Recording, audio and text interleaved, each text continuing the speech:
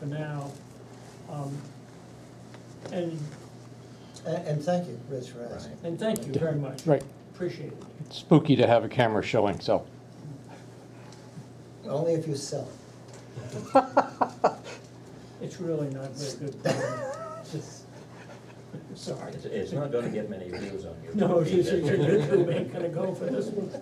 Okay, so I am now going to open the meeting to, first, the Pinnacle Project, to tell us anything that they would like to add to their already extensive materials, and then go to board questions.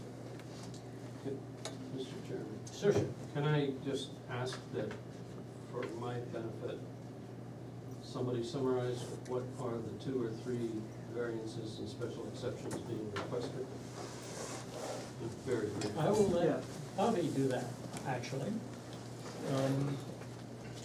But if necessary, I can do so also, but if you're ready to, Bobby, I can do that. please do that.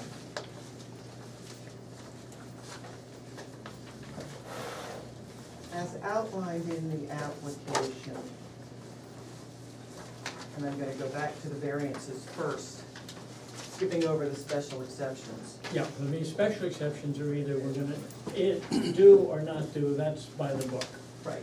And those follow a different pattern, Yeah. and sort of are follow-ons, although they come first in the application. The variance is boiled down to a variance from the 5-year wait period for the conversion of a structure into up to 6 residential units. So that's, Go ahead, Bob. okay, so initially that would allow under, we have 100 so acre property, under a lot size averaging analysis, we'd be able to get 5 conventional units in a subdivision cluster. With the lot size averaging analysis, we'd add a 6th unit because of the clustered and the preservation of open space. You could build 6, I call them McMansions, large structures. In 5 years, under your ordinance, those 6 structures could be converted to up to 6 units. Gets us to the 36 units in a clustered format. So that variance would allow, instead of waiting 5 years, building the 36 units at once, or in a phased development, but not waiting 5 years to convert. The benefits of that are you don't have this clunky development with 6 buildings situated that then turn into 36 units. So we'd be looking within that variance to rearrange those 36 units into the configuration that we have. So that's sort of option 1, if you will. So, the specific section of the ordinance that you're requesting variance to is? Section 4.46. Or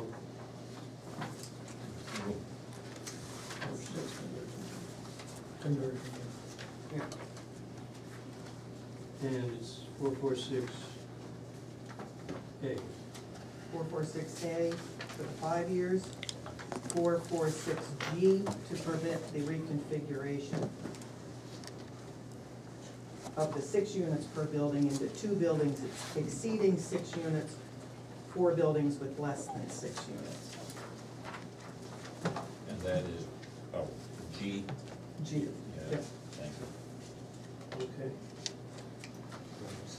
And then with that, there's section 5.14 to permit buildings larger than 7,000 square feet footprint. This is a variance? Yep. The variance, 5.14. 5.1. If the connected bridges, remember we talked about the connected bridges, if they're considered part of the structure, it makes those buildings go over the 7,000 square foot footprint. And they would be. Yeah. Right. That's been our That's practice been in our- the procedure. So if they're part of the adjacent building, then we need the variance from 5 1/4. So that combination is, sort of option A. Option Alternatively, a use variance is requested from table 4.1 to allow the co-housing development, i.e. multifamily development in the rural district where it's not permitted. A. And that's which section? Table 4.1, which is your table of uses. Yeah. And we get there, the expanded version is you can get there a number of ways. You do allow planned unit developments with commercial in some areas. Or this, again, this conversion, multifamily through a conversion is allowed in the rural district, but not this use, which is multifamily essentially all at once, without commercial. So the variance you're requesting there is the fact that whatever category you put this development in, it doesn't exist in our ordinance. Correct.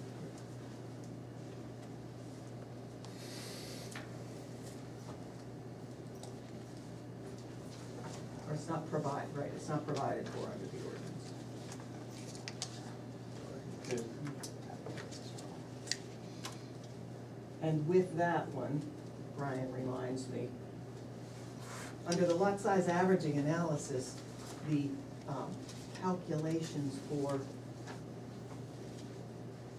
26,000 square foot maximum lot coverage applies per lot.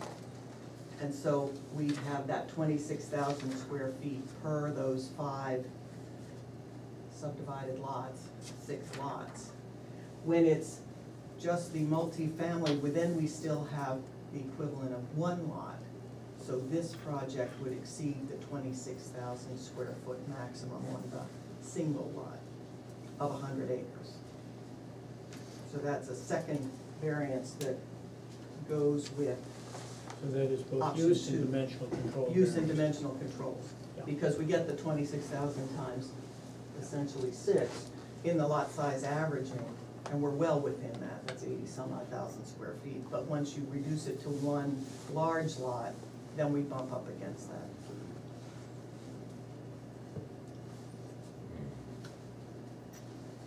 Walter, does that answer your? I think so.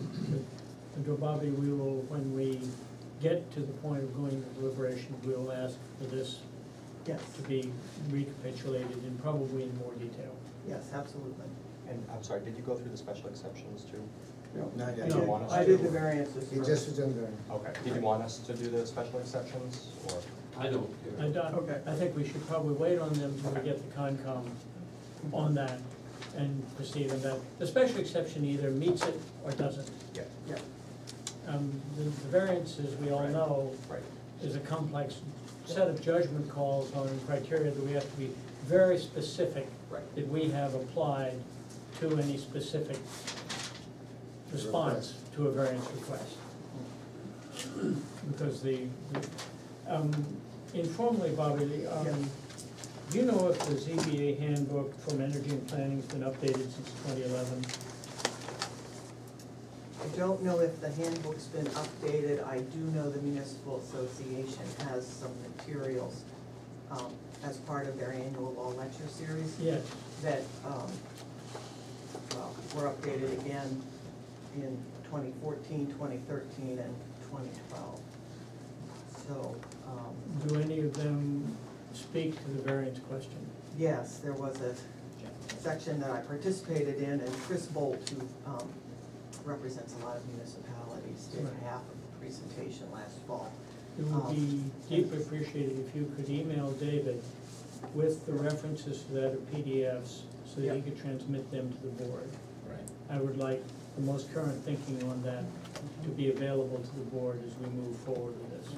That wouldn't be this document. Should be able to get those off their website. That may, You know, they may maybe be it hard- is, maybe it did get updated. New Hampshire Energy Efficient and Planning, What was it? November 2014. Okay, so it did get updated. Okay. You recognize that? Yeah, that's exactly what Yeah. I'm talking about, so that Okay. should be definitive So at you that got it? point. I got it online. I'll get it online too. Good, okay. And And mine's the 11 copy, and I want to bring it up to date. Yeah. Thank you. Okay, so at this point, additional data from Pinnacle that you all think we should have before we go to board questions? If All right. none, I will go to board questions. I'll just short circuit, because we almost got through last time. Yeah. Brian had finished going through the changes to the plan. Yes. If you recall, he did the traffic letter. I submitted, what we didn't discuss, and I don't think we need to discuss it unless the board has questions. I had included some materials on the fiscal impact of mixed housing for the board's reference. That was included in the materials. Some statistics that came out of, I think it's UMass, about the impact on public services, the fiscal impact on town revenues, Yeah, I did see enrollment. that, Yeah, And so that, which tab is that, Bobby? that is tab 15. That may answer some of your questions. Okay. So that is there.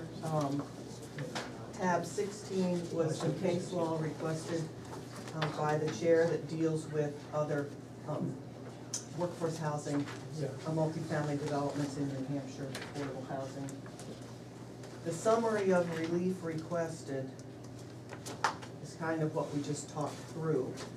I did a little chart, not so little chart, indicating the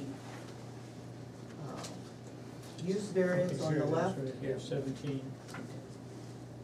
and the reasons therefore, Great. and then down below the variance for the 5-year wait period. And the analysis that goes beyond that. To the right, I did the special exceptions because they pertain to both. Yep. Essentially. And then I cited the cases again down below. And at 18, we just included copies of the PowerPoint slides that we had up on the screen so you could walk around with them and study them at your leisure, so. Yeah. Oh, and then, since that time, and I think David circulated the, response from the regional impact, Yes. referral to the Upper Valley Lake Sunapee Regional Planning Yes, Commission. we have that. Okay, so that, I think brings us up to date with the material. Fine, thank you very much. Okay. And thank you very much for your thoroughness. Board questions at this point? Let me start out. I'd like to have some fill-in on parts of the application that Pinnacle has supplied, so let me ask you those questions. The first would be, what is the ownership structure for the co-housing units? Okay, I will defer to the owner. so, my name is Rich Brown. The ownership structure is that there's an LLC, Pinnacle Project LLC, that is the overall owner. Pinnacle Project, actually the members of Pinnacle Project are also the shareholders of Lyme Lodge Inc., which owns the property. Our hospitality, this is a side issue to this discussion, but our hospitality business is a separate LLC called Postpone Lodge LLC. And that employs the innkeepers and they run the hospitality business. So that Lyme Lodge Inc. owns the land, that the shareholders of Lyme Inc. are the members of the Pinnacle Project. It's our thought that only people who are members of Pinnacle LLC will be, it's our plan, that members of Pinnacle LLC will be the owners of these units. To buy one of these units, first you need to become a member of our co-housing project. And then, Let me be more precise. I'm in the early 70s, I'd be a logical candidate with my wife for that kind of housing. Right now, we live in a condo. That means we have a ownership of a specific unit. Yes. Plus a percentage ownership in the general common facility. Mhm. We are subject to those requirements, the condominium and so forth. We can sell our interest at any time. Yes. Alternatively, we can apply to a retirement community Mhm. and come in. And what we would get is a contract. Mhm. We'd get a lifetime contract for services and residence and care. Don't have any right to transfer that interest. Mhm. Mhm. How, if your unit owners are part of the LOC, will they be able to transfer the units of ownership? They will be able to sell them at market rate.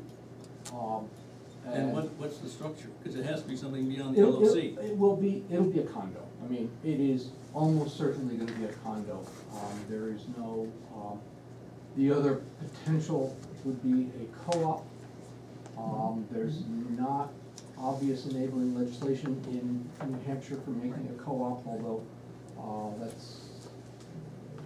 we're still trying to figure that out. You will own that unit very much as a condo owner would. It may in fact actually be a condo blessed by the Secretary of State. It may, but it would, that's the organization we envision. So, Right, but it so- would involve a property right to be transferred, yeah. Well, and what I think you're telling me is at this point, you don't have that process or structure in place to enable that to happen. That's true. I mean, we don't need to do all that legal work until we have some permission. Okay. That's the first set of questions. Can I ask a Go ahead. follow-on question to that issue? So, if I own a condo someplace, I have free rights to, rent it, sublet it, let other people come in for 6 months of the year, or 1 week of the year, or 6 other families come in for 1 week or 2 of the year. Do you have any restrictions against that in your agreement? Or is that gonna be the mode of operation? Will it be allowed? Does an owner have free ownership of his property? I think the answer is that you do have that free ownership. We, as I say, we've not nailed down all these details. It will, we do envision that some of these units may be rented. We are looking for ways to make relatively inexpensive housing available. And people may purchase a unit with the intent of living there. People might purchase a unit with the intent of renting. I would say, of the people that I've spoken to date, most want to live there. People are very interested in being able to live in town as owners. I'm particularly interested, a separate issue, but I'm particularly interested in the workforce housing thing, because I think on your website you say that members, well, you just said earlier that in order to buy a place, you have to be a member. Yes. In order to be a member, it's basically a blackball system. You have to be approved by several other people who you live with for some period of time. Do you expect to impose those same rules for people who apply for workforce housing? If you are to become a member, if you're to purchase a unit, then yes, those are the rules. Can you do that with workforce housing? The workforce housing provisions, and there are 2 avenues to get there. One is the sale provision, where you're selling a unit and that has financial requirements associated with it. And then there have to be provisions so that the resale can't exceed certain limits. With that, the membership requirement, and this membership requirement is driven more toward participation and commitment to the community rather than sort of this blackball system or that you spoke of, or a financial commitment. So I think on the sale side of things, and obviously this is not something that has been run through the workforce housing system, because it's a bit of a creative situation, but I think there's a way to, as long as it doesn't exceed the fiscal maximum, to have requirements that people contribute to the community. And the same thing, the rental requirements, same thing. There are financial limits in terms of rents, and the group has to step through the process of setting up a structure that maintains that rental structure. It's in the statute, so you have to have the nonprofit agency that holds the units and rents them, maintains them as workforce eligible for a significant period of time. Those two, I think, can deal with a membership requirement based on the model that this project is geared to, which is a participation model, not a financial model. So Yeah. if I understand it, you believe that it would be acceptable and probably within the guidelines or the structure of your organization to restrict people who might want to live in the workforce housing units because for some reason they chose not to mow the lawn once a week or cook 2 meals a week or whatever, or because of some other decision by a group of people who are the members who would have to say, well, yeah, you can, we like you, you can move in. I like to turn it around the other way to say, the kinds of people that are interested in this project are open to this cooperative, collaborative mode of working together. One of our big questions when we started out is, how do we tell if somebody wants to, that somebody should be a member of the group? Let me interrupt, because I understand the cooperative Yeah. issue. I understand the sensibility that you've got in place and what you're trying to do. My question comes from the standpoint of it being a condo on a piece of property that is now gonna qualify for workforce housing. And my question is, can you impose restrictions on applicants of this kind? And is it still considered workforce housing? I mean, I think, what I understand you to say, Bobby, is yes. Another explanation, I mean, Londonderry right now is revising their ordinance, and it's interesting because they're making a category of, they have elderly, they have workforce, and they have elderly workforce, which is kind of interesting, but it's a restriction in a, sort of makes it an over 55 kind of workforce housing development. So I think you can, within workforce housing, sort of target or point toward different elements of the population and still qualify as workforce. I have a question that follows onto this, because one of the things that you have shown in your plans is, and the centipede, the Regional Planning Commission mentioned this, is that there's also an aging in place component. This would mean that at a certain point, a significant number of your members might not be able to do much of anything in terms of the co-housing model of shared work. And this could then end up, if you say, we gotta get X done, and we have Y people who are able to do it, this could then impinge on workforce people. As being the ones who pick up the slack, The only ones so who to pick speak. up the slack. Yeah. Yeah, but how do you then, I mean, if you're creating a community which has basically behavioral commandments built into it, I mean, which is what community housing of this sort does, then how do you deal with the age structure and the problems associated with that? Our answer is that that's one of the reasons that we want very strongly not to be a senior organization, because we will get all get old together. We want to be infants to elders. We want to welcome families. We want to bring children in, and so that's one of our organizing. Have you done a demographic analysis, the implications of that? I think I mean, that I'm looking- co-housing materials, and Michael may be able to speak to this a little bit more, but what I've been reviewing, the experience, co-housing's been around a lot longer than we've encountered it in New Hampshire. Oh, yeah. But they haven't had that kind of demographic challenge, because people have moved out and new people moving in. Because it's not a continuing care community, it's not like people stay there forever, so there is a turnover. Right. Yeah. Rich, if you don't mind. Yeah, And then go ahead.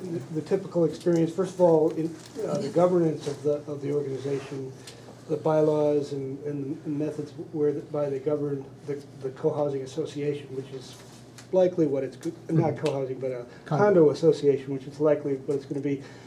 Generally, the participants, the buyers, the owners of these, and the people that are moving into the community, they draw up those governance bylaws together. In regards to the work that's associated with maintaining and keeping up a property, mowing lawns and plowing, the reality is that, again, as a group, they're gonna vote probably annually to how they're gonna handle those responsibilities. The experience that I've seen both in Massachusetts and in New Hampshire is that they literally they'll make a vote and determine whether they want to do the snow plowing themselves. Otherwise, they'll put it out for a contract. There would be an assessment associated with that to help pay for it, but they'll deal with that as time goes on, and it'll likely. Has the problem with that, then somebody could come in with the marginal ability to be a workforce housing person, then suddenly find they have a monthly assessment on top of that. Actually, there'd be a limitation, it'd be up to the community Yeah. to subsidize that, because the workforce The state housing would. cost Has to be clamped. is Right. clamped. Right, there's a Yeah. limit there, they'd hit the ceiling, that'd be it. So that's the risk, I mean, that's the risk of this project doing a segment with estimated maybe 10% for units workforce because of those challenges going forward. The other point, Walt, that you brought up is that most any condominium associations that have either managed or been in charge with, all kinds of rules and regulations are set up. We have the overlay of workforce, I know you're trying to define that, but Yeah. that includes minimum rentals, many are a year, they don't allow 6-month rentals. So there are a batch of parameters that again, any association or co-op, which would be great if we had more of it around, but we've fallen into condominium. But those parameters, but I do think the overlay, at what point, the discussion around, and it's a relatively new statute in Live Free and Die, is how that integrates with a form of discrimination if you're there and saying on what basis, if there is an assessment, something happens, you need to have an assessment. It's a challenge. Sort of following on that, on the issue of rentals, just to elaborate a little bit, I'm familiar with condo associations, condo developments, you know, in sort of seasonal recreational area, beachfront property, that sort of thing.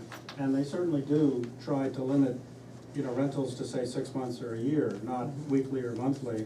Because in this, you know, in this location, there could, you know, be a market for weekly rentals. And I don't think, you know, we're all, that's a real concern. So there ought to be presumably restrictions on that sort of thing. Let me ask, or follow up with that. Would you object if one of the findings, or in the decision process that we make, one of the conditions we put on the organization was to limit ownership and rentals so that sublets couldn't happen, or couldn't happen except for 3-month rentals? Would there be a problem with the board or planning board or whoever putting a condition of approval on that sort of behavior? Some towns do limit for everybody rentals, you know, so that single-family homes or, you know, towns with students, et cetera, so many people per unit. Some do limit seasonal rentals, or other like I said, in all units. Certainly with the lodge next door, I don't think this development is planning to be in the rental business. My guess is some understanding of some limitation of rentals in terms of length of time might be acceptable.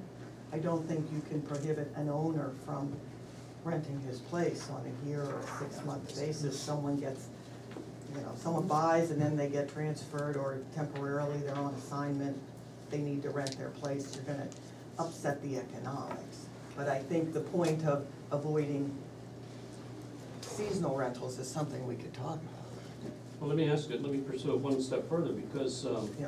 when I take a look at an application like this, I don't think of particularly the applications on the table.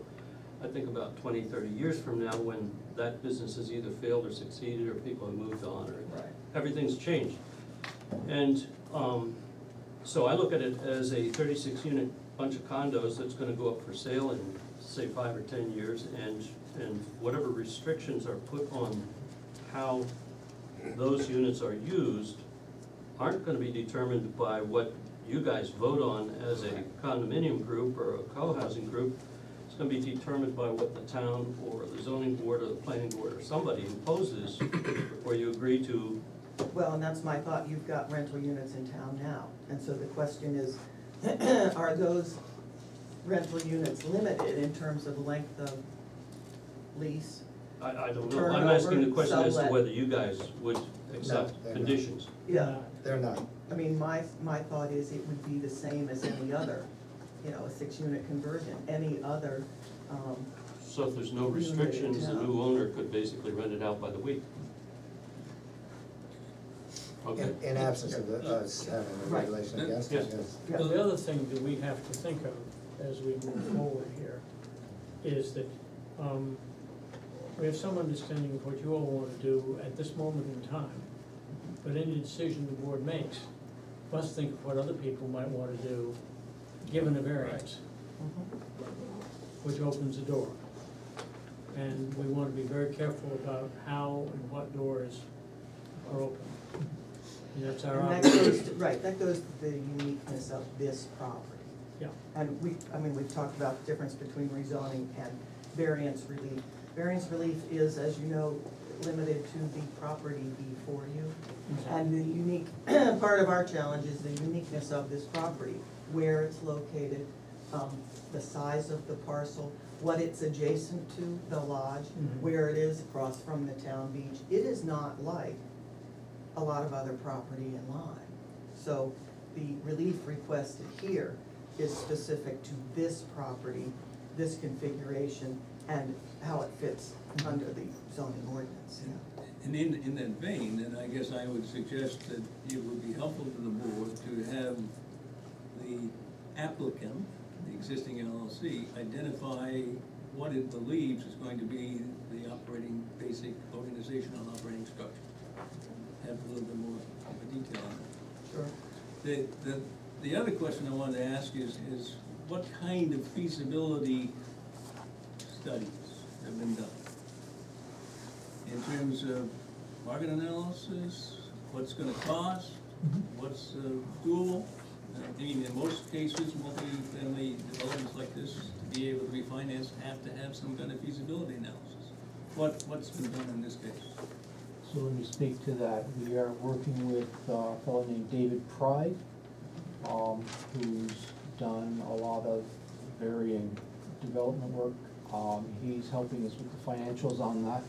We're also working with Doug Kennedy to do a market study and to see where the units fall, what the market in the Upper Valley would be. And so we have that data, and so, I mean, that. What is the status of that? I mean, I think most applicants who come in would have that done. What's the status of that? It's a little, and I'll just speak to that, it's a little premature to invest. The owners here have invested a lot, but to invest in lots of engineering and detailed studies before you know you can proceed. So they're doing Right. some, because obviously we know we have to come and show this thing is viable. But Yeah. it's a little unusual at the zoning stage to do that depth of research, but go ahead. No, but, the Yeah. requirements of a variance are such that we have to determine that the particular unique use that you're asking Yes. for is to be justified. Right. So at this point, you don't have a feasibility analysis. Well, we do, and we have the marketing study. We've compared it to the price of units in the, comparable units in the Upper Valley. It'll be relatively expensive. There are a lot of nice amenities there.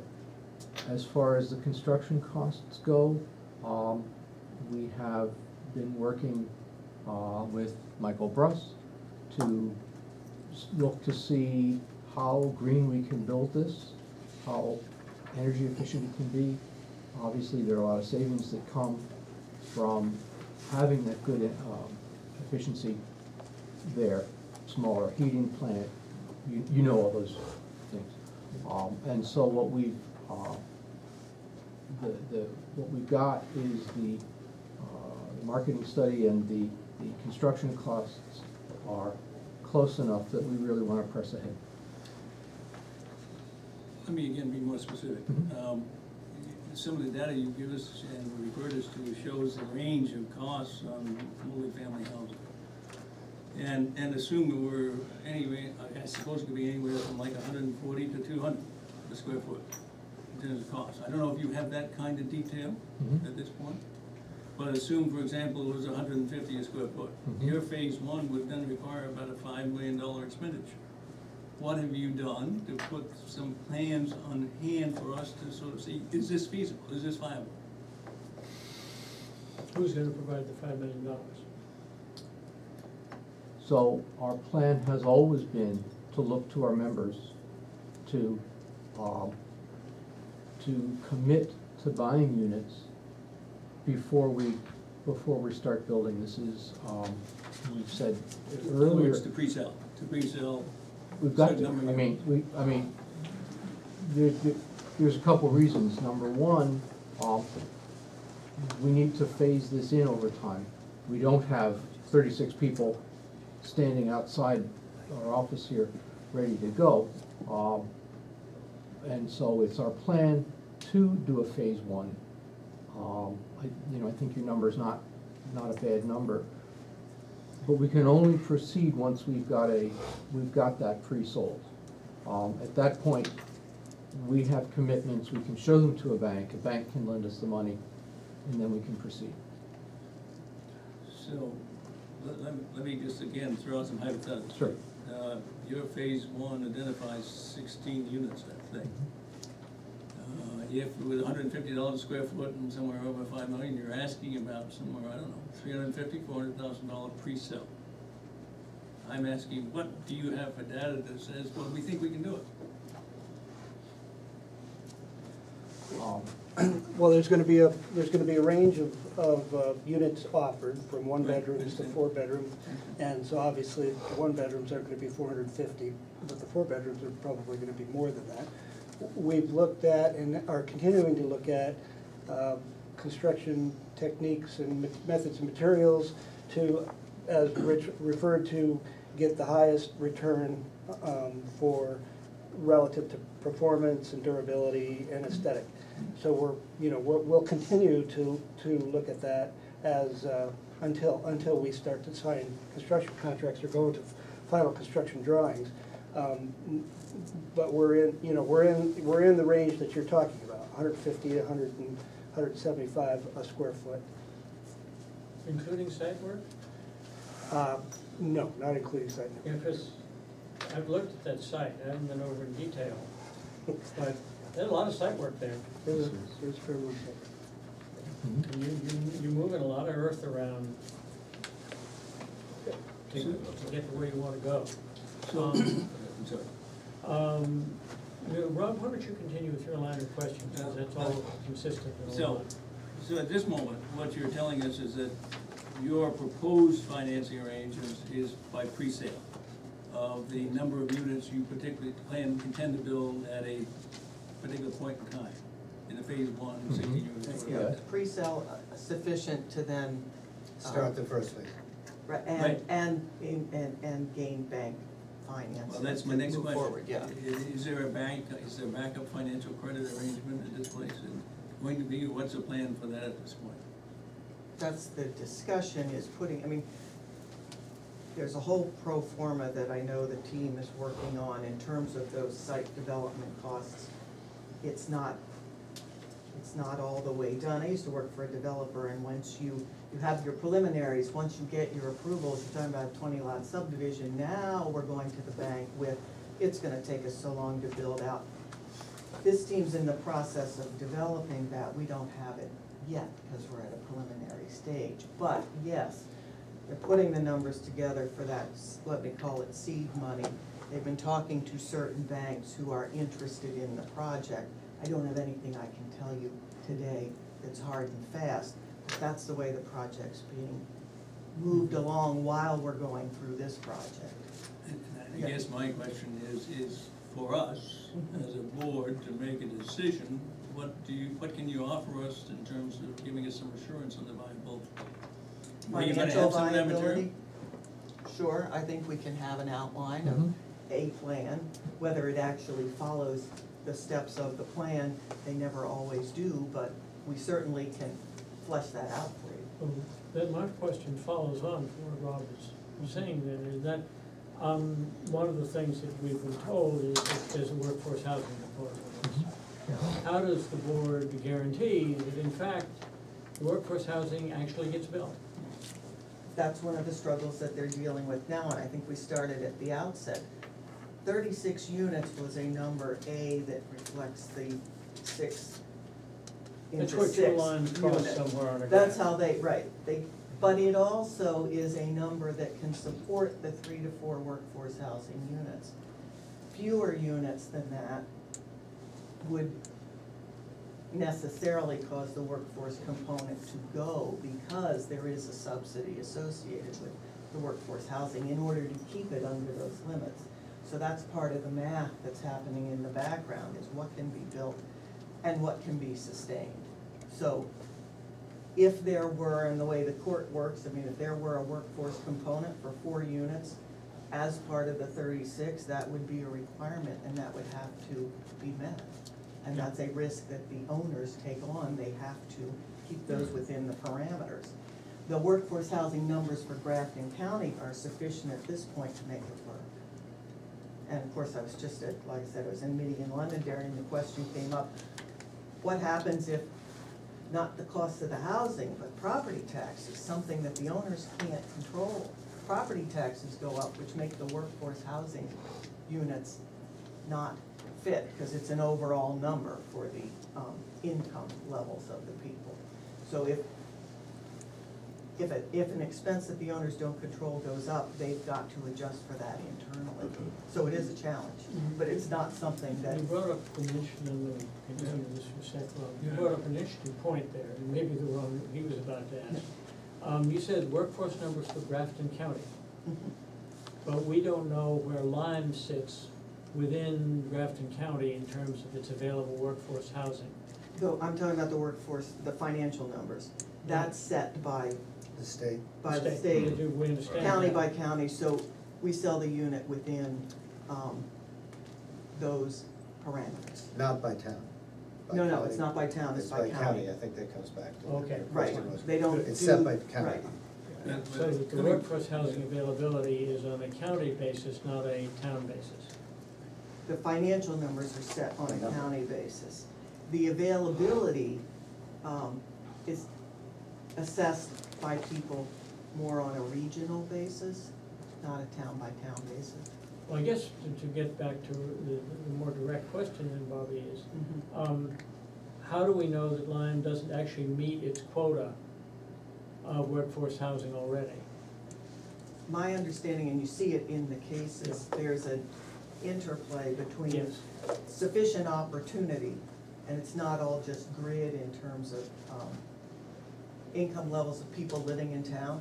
It's opportunity for people in the workforce to locate housing. And so that's part of, again, the analysis that is done by the state in terms of workforce housing needs. Every study I've looked at, they don't necessarily single out a town and say, oh, you're sufficient. They're looking at, again, regional opportunities for people to move into areas. But there is an analysis, and the town can do an analysis and say, hey, we think we have sufficient workforce housing. We don't need this. Let me come back to the issue again, though, of phasing. The way you presented the information that I had before, I think it's 16 up front in phase 1, and then the next 20 in the next 2 phases. And yet the workforce housing would be in the last phase, as I heard it.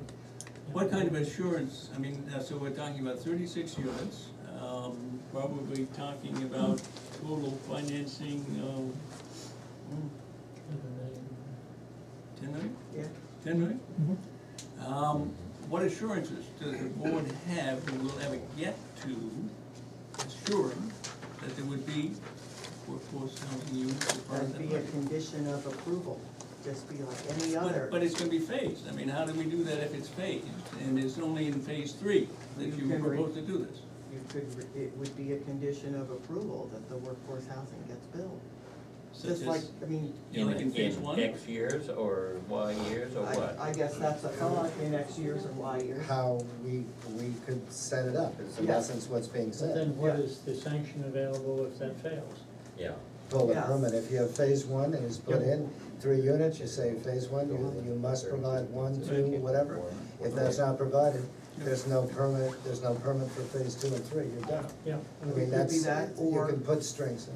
Right, or, I mean, those 4 units don't, they'd lose units, I guess, essentially, without the workforce too. But just like these cases, judge orders, you know, this project can go forward, 5 workforce housing units. There are, they have to be complied with.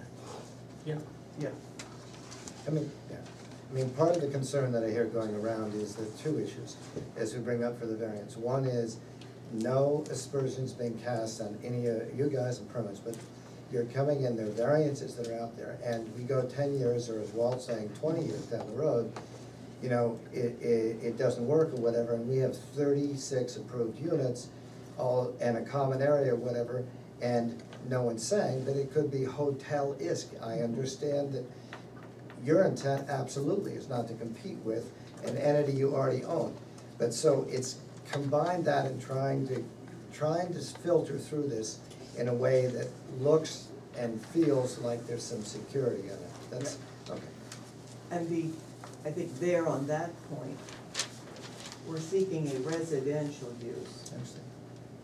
not a hotel use, which wouldn't be Yeah. allowed, yeah.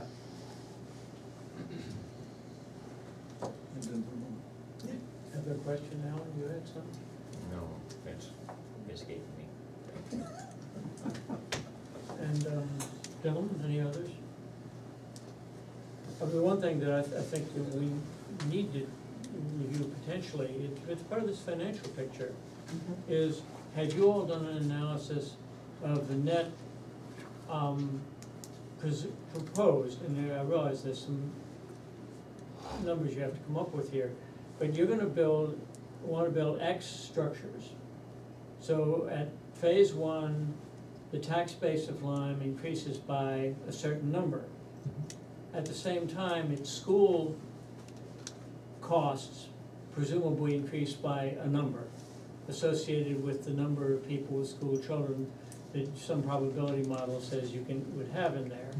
So what I think would be very useful data would be to know whether this is a net cost to the town, a net gain to the town, or net neutral.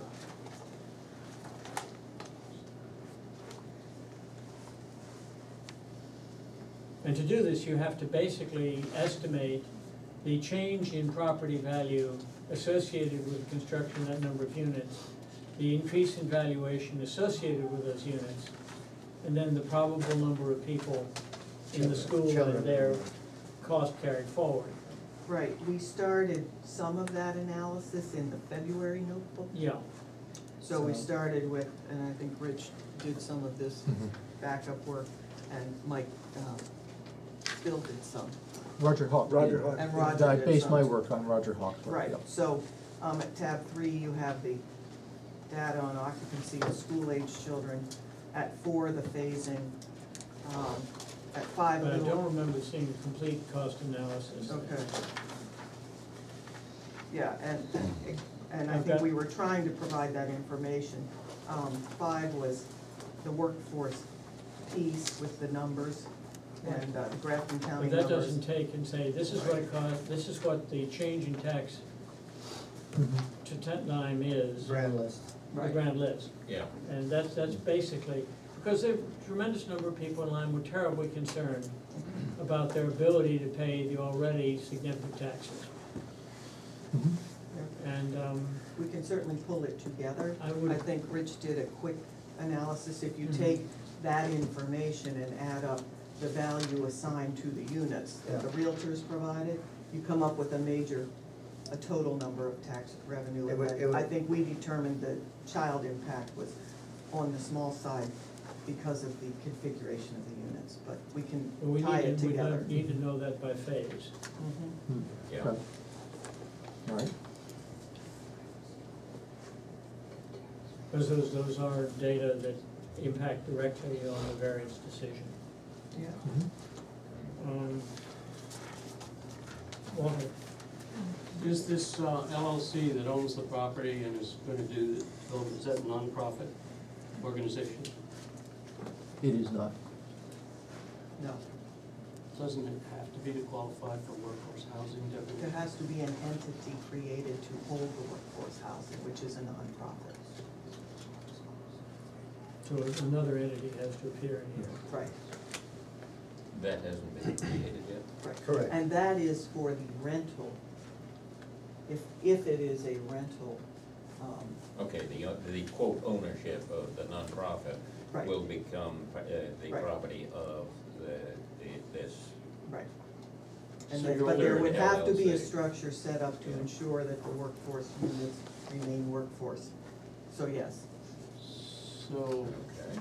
so they would only be rentals, they wouldn't be purchased by the people, by workforce people, because that would be part of the other organization.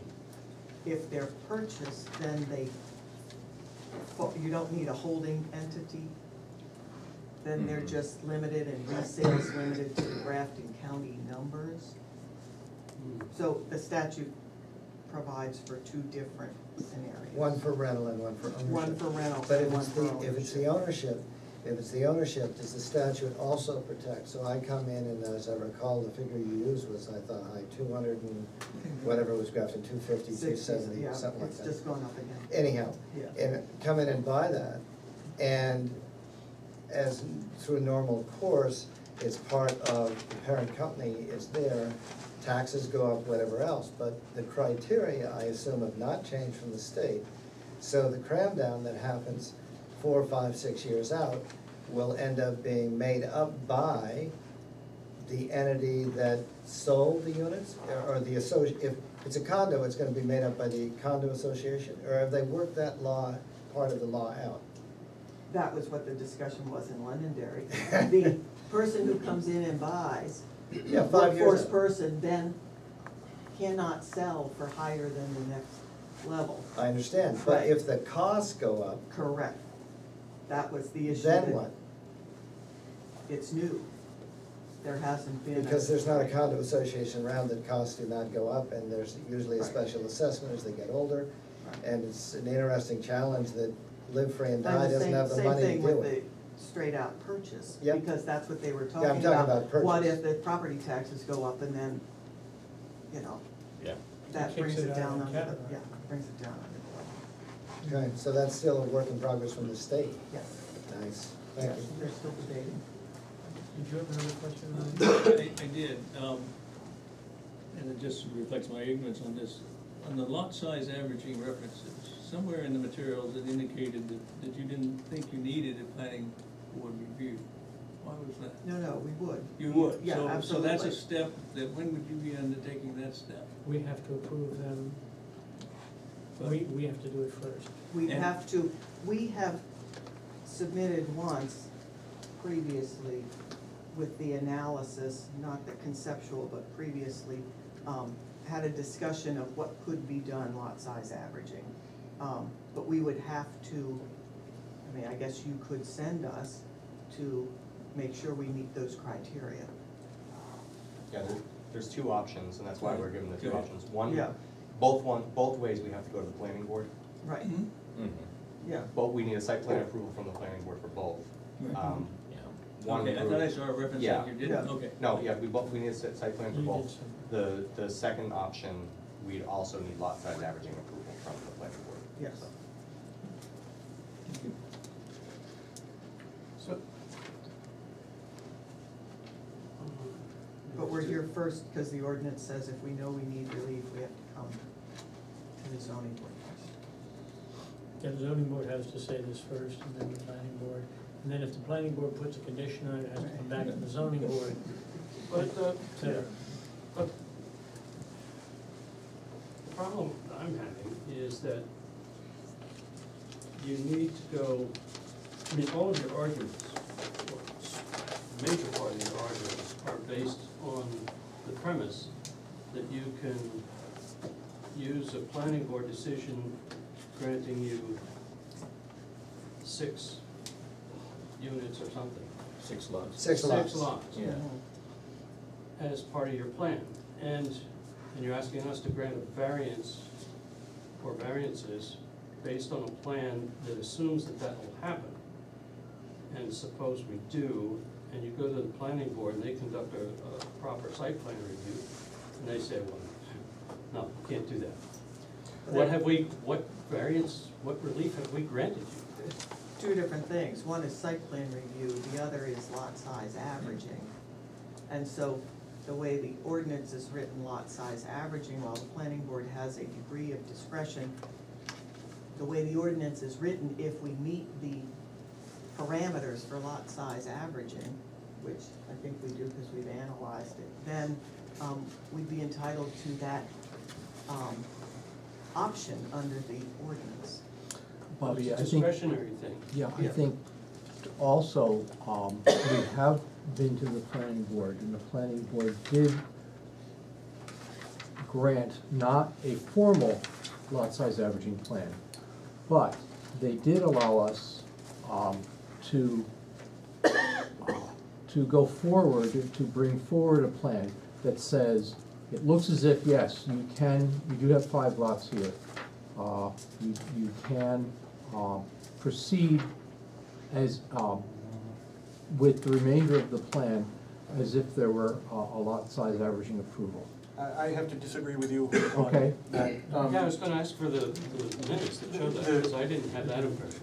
You came to the board asking for a determination of the number of lots that would be available. Yes. That was on the entire lot. You've subsequently subdivided that Yes. lot. Yes. So that Mhm. decision of the planning board is gone, because you have changed the lot. Sure. So that decision that there could be 5 lots there Mhm. is no longer valid, because you have altered the original lot. You had taken 1 lot away, Yeah. basically, Right. yeah. But So- based on, and we're not saying we had approval, based on that analysis now applied to the lot we have left, we feel confident that we meet the criteria. But you're right, you grant a variance that's based on a lot size averaging approval, we fail to get that approval for a valid reason, you know, that we can't overturn in court, then your variance hasn't given us much relief. But that's not uncommon. When someone goes for variance relief, it doesn't guarantee site plan approval. It's a step in the process. So if I want to do a commercial project in a zone where I need some variance relief, I might get the variance. That doesn't mean I'm going to get my project site plan approved. And then just to clarify for both the board and for the audience, if the planning board does not approve, is the appeal to court or to the ZBA next? Depends on the nature of the decision.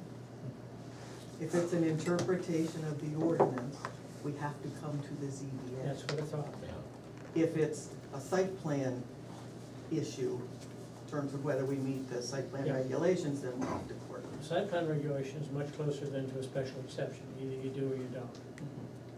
Variance less.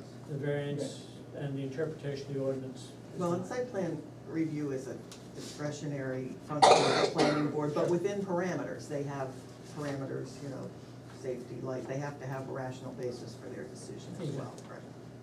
And I would actually suggest the board read the lot size averaging section of the ordinance, because if you look at 511D under lot size averaging, the first sentence is, the planning board may approve reduced lot sizes in accordance with the objectives of the master plan.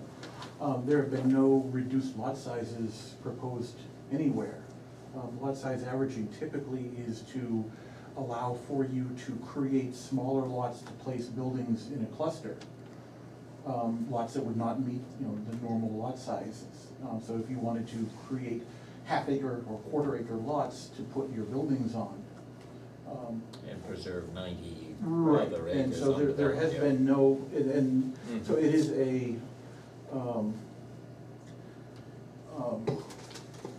tool for creating smaller lots. Now, the smaller lots also must meet the dimensional requirements of the ordinance. So the 26,000 square feet that you're talking about, when you get down to a half, quarter acre size lot, you will never be able to create buildings of that size. So in my opinion, that you are using the lot size averaging incorrectly and applying that incorrectly. So I'd urge the board to review that. That we need to talk about in discussion. The point is well brought up and taken. And then we, And to that point, though, the way we are using it yeah, concentrates the disturbed area in line with that so-called smaller lot size. Lot size averaging doesn't call for small lots and the other land separated from the house lot. It's, again, an average and allowing, my understanding is a cluster, not we'd take our 100 acres, we'd have a couple of small lots for building and the rest of it is separated from the building what I'd lots. like to do with that, Bobby, is when we do get to deliberation, Yep. is to go through that point by point. Right.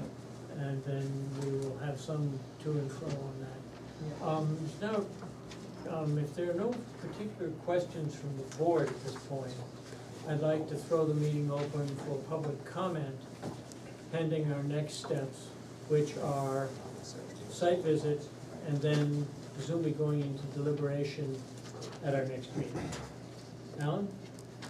There's one thing that I wonder if we shouldn't get, and that is something that the Upper Valley Lake Sunapee Planning Commission suggested, and that is a road safety. The audit. traffic. Basically, it's a traffic study, but it's a road safety audit. And Okay. That either they can do or DOT, if I Yeah. understand it. How That's long my does that impression. take? I don't Don't know. know. We have no idea on that. Dave, do you have any idea? No idea. That could be, I do know they can do it internally, they can contract or through DOT. And there is a question about the extent of that road safety audit in that they said they wanted, that Upper Valley said that it should start at the intersection of Route 10 and High Street and extend to Whipple Hill Road on Route 10.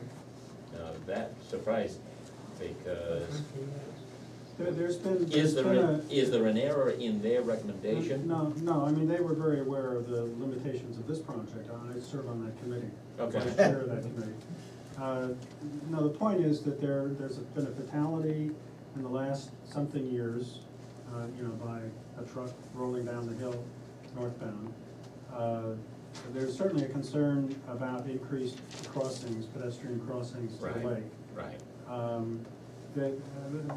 Basically, there's been a feeling that there ought to be a road safety audit in that area, Mhm. for quite some time. And that this, kind of highlights and increases the need for the audit. This brings that to, closer to the surface, Right. is about all we can say. Dan, what's the procedure for that audit? Well, I'm not sure. The staff there knows very well, but I don't know exactly David how or could who find out does. pretty We quick. could find out. I mean, I spoke with Larry Leclerc, I spoke to on this issue, who was the chairman of that, of Valley Sunapee, wasn't he for a while? He was, Yeah. of the whole commission. Of the whole commission. Yeah. And he said that, it can be done internally and stuff, I didn't talk timeframe or whatever Right. on that. David, can you then find out what this would take and how long? And- Nate and the- Miller is the guy to talk to. And then the other question that I have is it intended that this study should include all the way to Whipple Hill? Or is not Thetford or even the Pinnacle Hill Road sufficient? Possibly not Thetford, but, No. but no. But Whipple Hill? Hell no. Hell no. Agreed. We're really interested bolus of traffic that would come Around- out of around- that coming one around the spot. lake. And Yeah, that's, right. that's their responsibility, the rest of the road isn't. Right, I don't want to see onerous conditions imposed. right. But you know, the traffic going north, coming down the hill, the feeling is that they certainly do exceed the 35-mile-an-hour limit there. You think? They not only exceed that, the state, and I know this prior to these guys owning it, when the previous owners at Loch Lyme have fought for decades Yeah. to get a crossing or something else, and also those of us that had kids going to this school decades ago, absolutely would not increase shoulders or anything else as far as traffic. So the state has been severely negligent, so I would say that if regional could do something, to at least give Yeah. us some kind of input. The state's been hellacious. I'd love to see a flashing sign in that area and say, well, listen, you're speeding, damn it, slow down. And the radar units can do that very easily. I think it's just a stoplight. Oh, Allow crossing. Yeah, Pedestrian crossing. pedestrian crossing. I mean, they've got, Yeah, right. the red flags don't work very It's well. my Right. impression that the state really doesn't wanna spend a lot of money to do that sort of thing. To but- do, oh, Well, wait, you period, put it this way. period. What? Let me put it this They way, don't they have the money haven't to been do it. willing to put a stoplight or much of a formal crossing right in front of the Lyme school to get to the library. That's Yeah. all informal cones and signs that say, you know, you really mustn't do this. Yeah. We don't have a formal crossing there, it's not Lyme. I could put in, we've actually had some fairly fruitful discussions with people from the state. They are, it is a major state road. They have said there are some things that we can do to improve the focus of getting people to cross in a single place. They would then consider allowing a push button with a flasher. Who have you talked to? That's a plus. I actually don't know, it's another person in the Pinnacle that's spoken with them, and so. That'd be great. Yeah, they gave us a little bit of homework to do, we've done most of it. Basically, if we can shepherd all the people into a limited area. Right, Okay, but still from the standpoint of the board's deliberation, it's traffic. we need Right. that, just as a point that's been brought up, we need to do that. And we would need feedback from the fire chief. Yeah, we haven't heard anything about the fire Right, danger. Yep. we need that. And you all have seen the report from Sunapee that includes some suggestions about changes, or which you may already have in place in terms of size of road and turnaround area Right. associated with handicapped access. Handicapped Access. transportation sort of Transportation. issues, right. And, Yeah, in the parking areas. Yes, Yeah. you know, right. because you suddenly have to, if you've got any handicapped access, your parking areas have to be bigger suddenly. I guess I have one other question, Sure. and it's more detailed than some of the generic, the stuff that we were Good just talk. talking about, but the driveway, is that it really isn't a driveway, that's an internal road, and shouldn't that be part of the lot coverage? Because a driveway is not included in lot coverage in some of the paragraphs in here, if I That's recall correct. correctly. But a road, yeah. Particularly if it's gonna be paved. Didn't they, I thought they counted. But driveways do not apply in calculating lot coverage in the rural East Line mountain forest conservation districts, although commercial parking areas do apply. Well, this is And a commercial driveway is defined as not serving more than two Residents. Well, I residences. believe it's 2 lots. Did you go, Driveways was are it not included served in more your than 2 lot lots. coverage? 2 lots, okay. No? No. No. Well, that becomes a little tortured because of the, I mean, if these structures can be built at all on one lot, unquote. Yeah, That's only allowed by variance.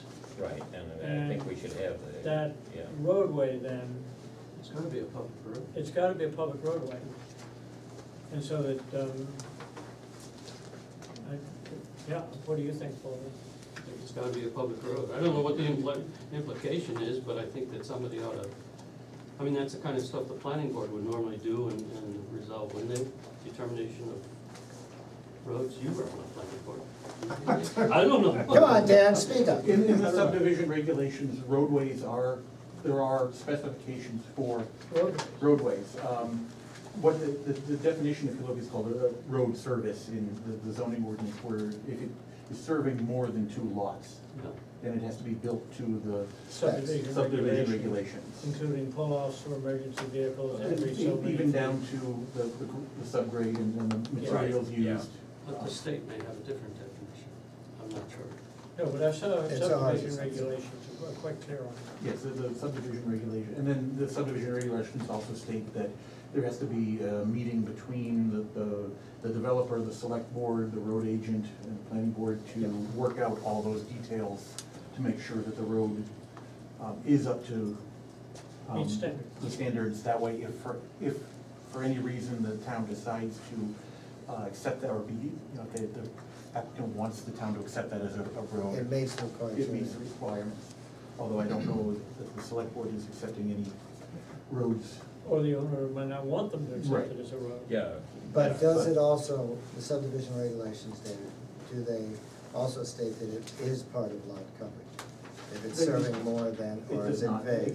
It's vague. All right, thank you. Because it assumes there are multiple lots. Yeah, but, so it's vague, is the bottom line. It's But in not, any it's event, not cast. in any event, the lot coverage is a variance I understand. regardless. I have a question. Say this wasn't a, multifamily use, say this was a school or something else, it was a commercial site plan, then would it be considered a driveway though? Crossroads put to the road in. Was that considered a that- driveway? I'm really unsure of that. I have to- Should we calculate this? We can, can. We can calculate. You just if you can, just We'll calculate. information. AutoCAD, please. Thank you. Yep. I got one other question. So It may be considered a private road, which is a different, It would have to, I think it would have to be considered a private road.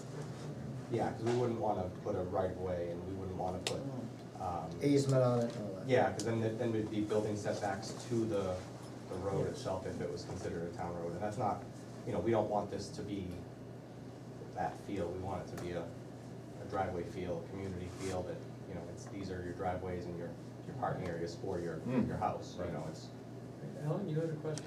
There is one other thing, and that is that I see the signs leaving Hanover every time I come down, come out of Hanover headed this way. And that is that Route 10 is a state designated scenic byway and maybe even federally designated. What impact would that have on anything that is considered at the Route 10 Lockline Lodge entrance? That's a good question.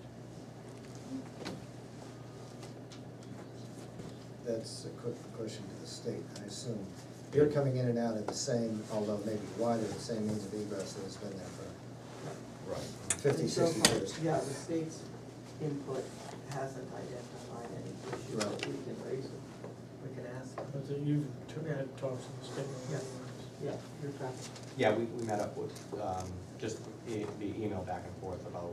One wonders whether they've remembered what their own sign says. You might, if you get a chance, just run that question. Yeah, we'll And follow up with them. Again, we're trying to get and eliminate and add whatever is necessary. So, if there are no other questions, Rob, Well, no, I don't think we haven't yet gotten to the public, if anybody wants to comment. All right. does, I want to open it for public comment shortly. But I want to make sure the board has no more questions right now. We're not gonna speak for, my only question would be regarding some of the questions that I've raised, what sort of time do you need to be able to To make a provide those response? analyses.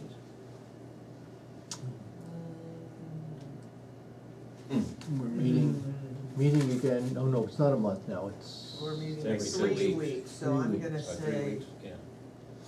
my schedule, 2 weeks, which would be a week before our next meeting. Does that work? And it's really what. It works for what's you. up to to get that. Yeah. And it would give us, if you can meet that deadline, Yeah, give us a 2 weeks chance to from read it. today Yeah. gives you a Yeah. week before we would If you get could back transmit together. That that would be to great. David, Yep. and then we will make Yeah. your findings at that point, at the next meeting, part of the public record, Right. which they need to be. Yep. So at this point, if you all don't have any further questions, I'd like to ask whether there are questions or comments from the public at this point that should be added to the record.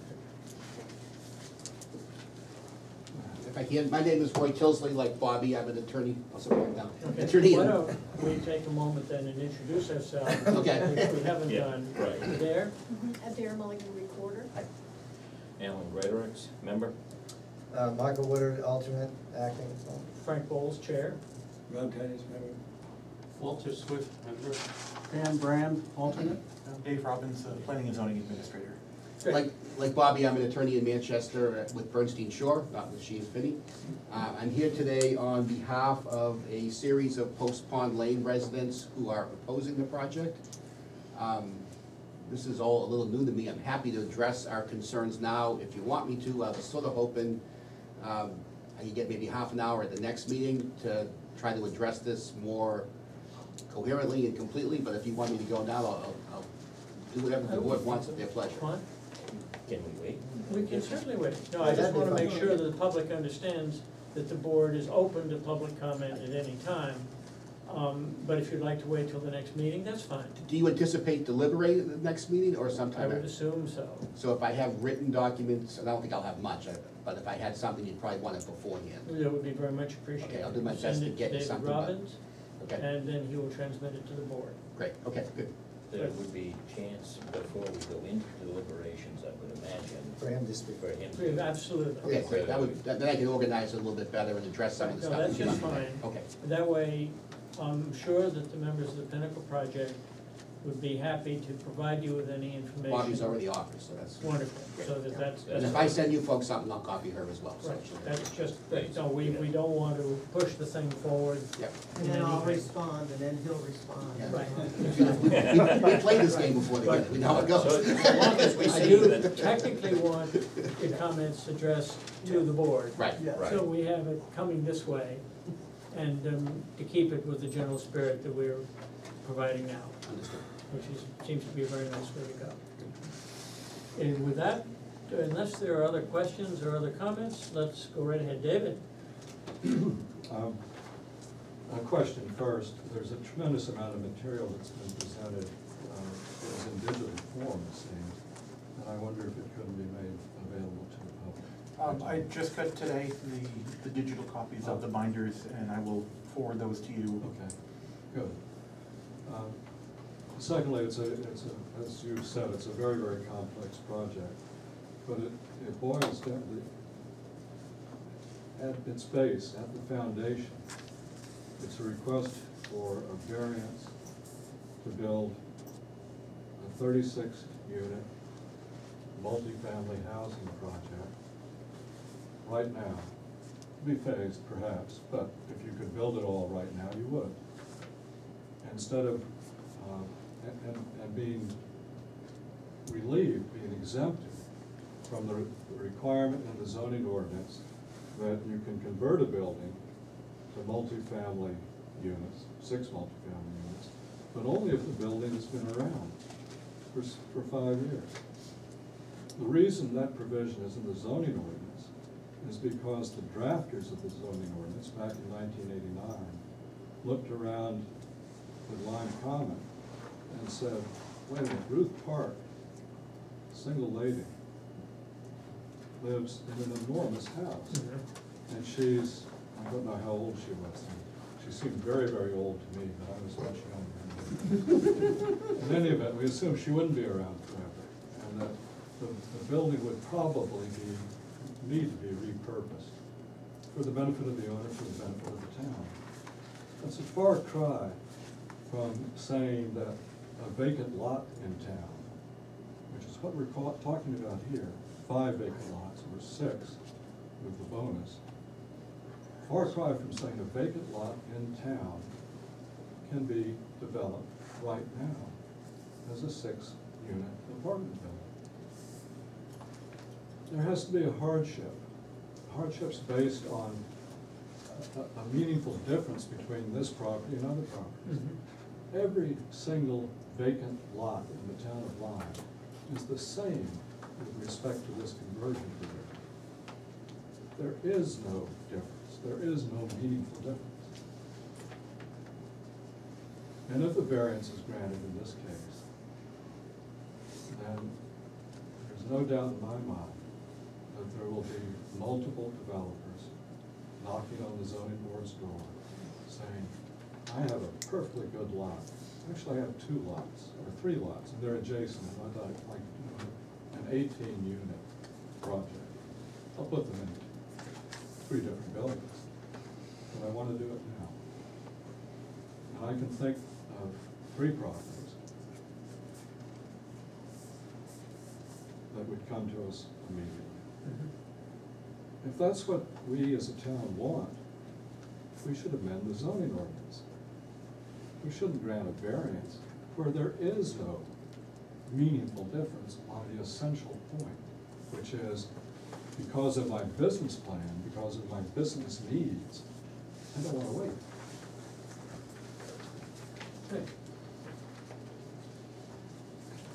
That's very clearly stated, David, and thank you very much for your input. Thank you. I'm sorry, I've got to add one other thing. Okay. The applicant has said that they're confident that they can have a 5-lot subdivision. And with the bonus under lot size averaging, they can have 6 lots. Where is the hardship? 6 lots on that piece of property is a perfectly reasonable development scheme, given the fact that at least 60% of that property is wholly undevelopable because it's too steep. That, fortunately for the zoning board, is the planning board's problem. But It's the zoning board's problem in this context. it is, and we do very much appreciate your input and the clarity with which it was delivered. It's very helpful, and points are made that clearly, calmly. Other comments, questions? Rich? I remember the meeting 2 times ago, you mentioned the average roof height was going to be 35 feet. It was gonna be higher than that in a couple of places. So what is the peak size? Because I've been looking at that as you come up Route 10, as you're sitting on the beach, how high are these things gonna be sitting above the trees? The definition of the maximum peak height is that it cannot be more than 35 feet above the average grade at the base of the structure. You can't, So it that isn't a median height for the roof. Yeah, It's At the what peak, the highest highest. bitsy of it is above the average grade for the structure base. if it's 40 feet high on one end, it's got to be 30 feet high at the other end. Okay, To get the median. all right. That being the case, when you're sitting over on the beach, you're looking at 130,000 square feet of condominiums across from our public beach. And that is really distorting the very nature of this town, that bucolic setting as you go around the corner there. Furthermore, for the traffic thing, I've personally witnessed 2 near accidents there because people stopping, some old lady would stop because someone was on the sideline.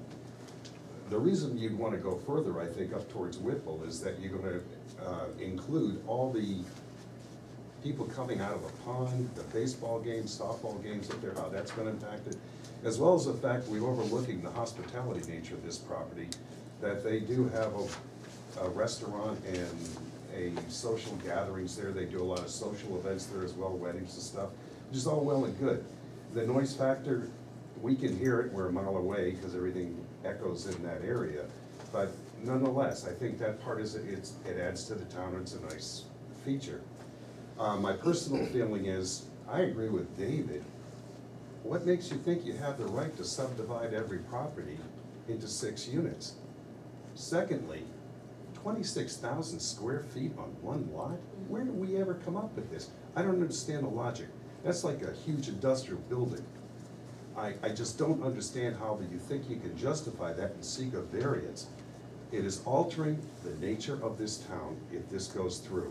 We still have the hospitality section. We don't know what they plan on doing that, with a high-rise hotel next. There's an awful lot of unknowns here that isn't going forward. The rental thing is huge. You can have snowbirds basically rent out for the summer, then rent it out for the fall for the academic year, so someone who wants to attend Hanover High School at a cost of what, $19,000 or $20,000 per student, can do it on the taxpayer's basis. It could be incorporated into their hospitality section where they'll manage the units for you. There's no provisions on this. This should be direct. I mean, I've been in real estate for many, many years. And also your total structure. I own a corporation in Connecticut that owns a business entity. It seems to me you can only be a single shareholder for an LLC to hold that as a legal entity. Maybe New Hampshire's different, but I had to go through that stuff. I'm not even sure this is even legit. There's just so many things. I see David over here who does so much to preserve this town. He has bought up land and put it into conservation. This very much goes against the grain of the intent of this town. It is a rural, bucolic town. You don't come out here for condominiums. And there's a lot of low-cost housing out there. I know in the last thing they mentioned there's so many units above a certain level. You know, my little Valley News, the last time they listed Lyme, there's a place for $149,000 that's sold on the Green, another one on Dorchester Road for $219,000, and there are two others for about $275,000.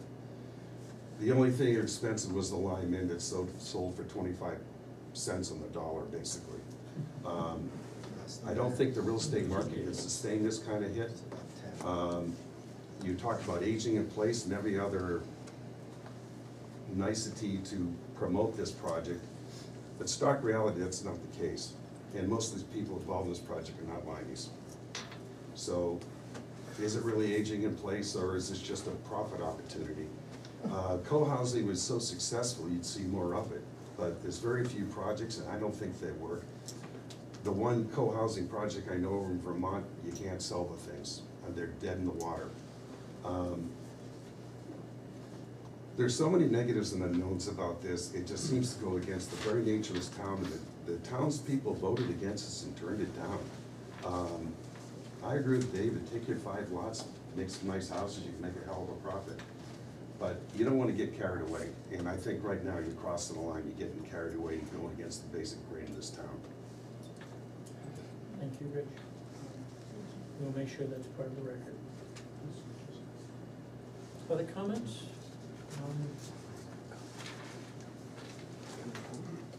If not, Dan? Just a comment. The Peterborough has a co-housing, Peterborough, New Hampshire has co-housing, and I can give you all the website for it, and people can take a look. It's Peterborough, O-U-G-H, cohousing.org, all one word. And they're still trying to sell units? I don't know. No, I know Sage pretty well. Yeah, okay. I just have a couple of, my name is Tom Morrissey, I live on Post Pond Lane, directly opposite Lockline Lodge. I just have a couple of quick comments. One is that, in my experience, most people have a very difficult time getting a mental picture of the scale of something. And this is a big project. My neighbor, Michael O'Donnell, says it's Walmart on Post Pond. It is. It's 87 bedrooms, and as a matter of scale, the Lyme Inn is about a dozen rooms. The Norwich Inn is about 16. The other inn in Lyme has 20. So the scale is roughly 2 Lyme Inns, 2 Norwich Inns, 1 Alden Inn. And when you add up the scale of Loch Lyme Lodge, you have an equivalent number of rooms to the Hanover Inn. It's huge. All the pictures that you've been asked to look at show these buildings from the top. Actually, we would say that you, please talk to the architect, because he can show you oblique views of that. No, I'm just saying, the scale of this thing is very large. I'd like to make a couple other comments.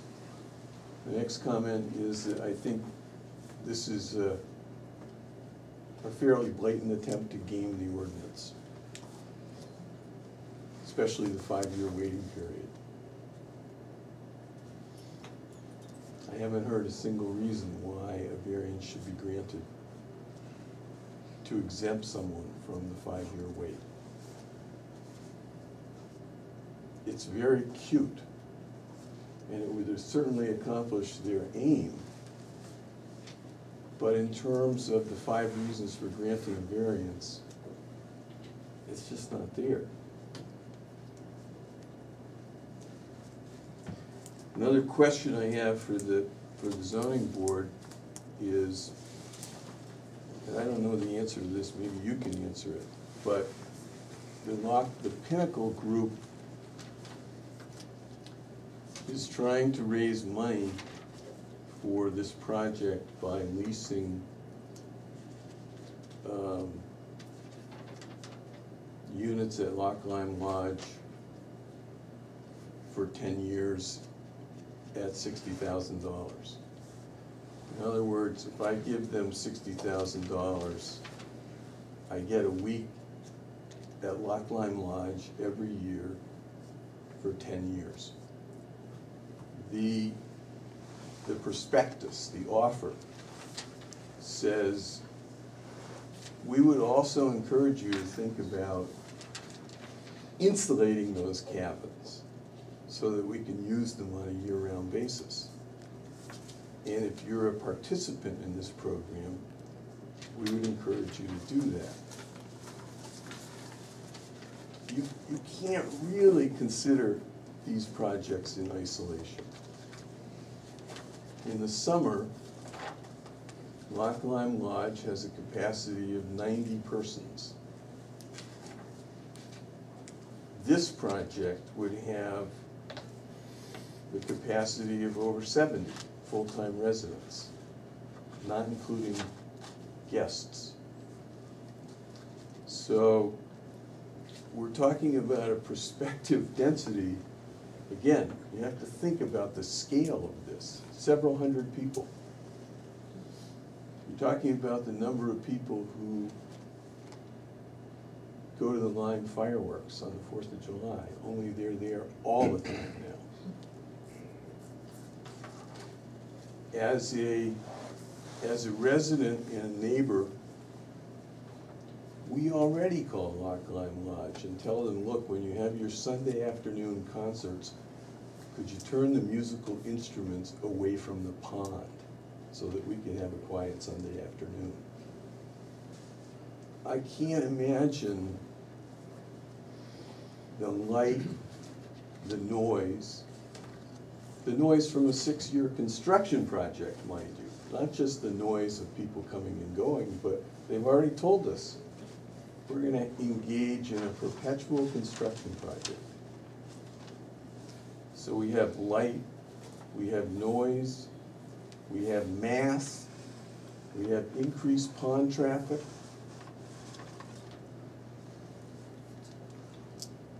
I think the co-housing idea is a good idea. I think these people are probably nice people. But they're definitely trying to put a square peg in a round hole. It just doesn't fit. And you folks have some very specific criteria that you have to consider to grant the variance. It has to be compatible with the spirit of the ordinance, which it is not. Not at all. There has to be some hardship due to the conditions of the property, not the applicant, but the property. The applicant can't point to anything. The applicant says, oh, it's compatible with the neighborhood because it's compatible with Lyme Lodge in a recreation area. But she politely does not disclose that those two operations are only open for 2 or 3 months a year. And for the rest of the time, those of us who live in this neighborhood really live in a very quiet, peaceful, and tranquil area. They're asking you to disrupt that. When I built a house on Post Pond 15 years ago, I viewed this zoning ordinance as protection against precisely this kind of activity. So I would urge you not to get distracted by all the PowerPoint presentations and all the slides and all the happy talk, and pay attention to those 5 requirements that you have to meet to get a variance, because I don't think these guys meet it. Thank you very much. Thank you. And we'll make sure that your comments are part of the record. Hi, Michael O'Donnell on Post Pond Lane as well. Given the imagery that Tom just summoned of the people, the traffic associated, how can we even imagine that that road is that corner of safe? It's unsafe now with 2 cars passing and a pedestrian. Add all those vehicles? No way. Anyway. Other comments? If not, we will wait for your presentation at the next meeting. What I would like to do is have our site visit to review the materials that are being made available to us. David will make them available in digital form whenever he receives them, so that everybody can make sure that they have these materials.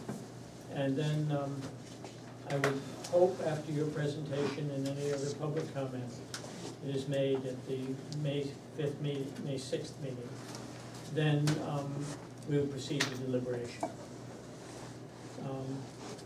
And again, any emailed materials, pro or con, we are open to both of them, that you wish to send to David, he can distribute to the board, and then they will be read into the record formally at our next meeting to ensure that the public record is complete and accurate. Read or made part of? You're gonna take the time, if there are bats, to read the name? No, I think made part of. Made part of, thank you. Made part of by motion. Thank you. Yeah, so I will ask somebody to make a motion for each one of the records and read them in. And then when we deliberate, we will, as is both our rule and our custom, go into deliberation. Members of the audience, if they feel that there's something important to add during our deliberations, may raise a hand, but only then will we go out of deliberation and talk, and then go back into deliberation. And we will deliberate the variance criteria one at a time, and go from there. And Bobby, you provided us with what you consider in your last few tabs there, the relevant case law, which I would recommend the board members review in detail. And so I think that gets us into a position. That's pertaining to the workforce piece. Exactly. So Yeah. I can give you variance criteria, case law if you want it, Right. with my submission. And are we likely to hear back from Conservation Commission? I'm going to contact Blake tomorrow All right, and say that. They ought to have enough time to get. They should be enough time, I just wanna make sure we have that. I don't think there's much snow now. No, I don't think so. Much snow now, Rich. And in fact, we have an appointment with the surveyor to stake things out tomorrow at noontime, so. Good, you may wanna bring an iron point, you may have a little frost where some of those stakes go. He's done this before, I think he didn't knows think how it to was his do it. first trip. No, probably not a problem, though the frost is very peculiar this year, because Franklin Hill Road was never disintegrated. You better knock on that, we're not done. Yeah. There's Anyway. still frost not far down. Yeah, I'm sure there's a lot of frost In not some far down. places. Yeah, that's true. I'd like to hear a motion to adjourn. So moved. Second. All in favor? All in favor? Good.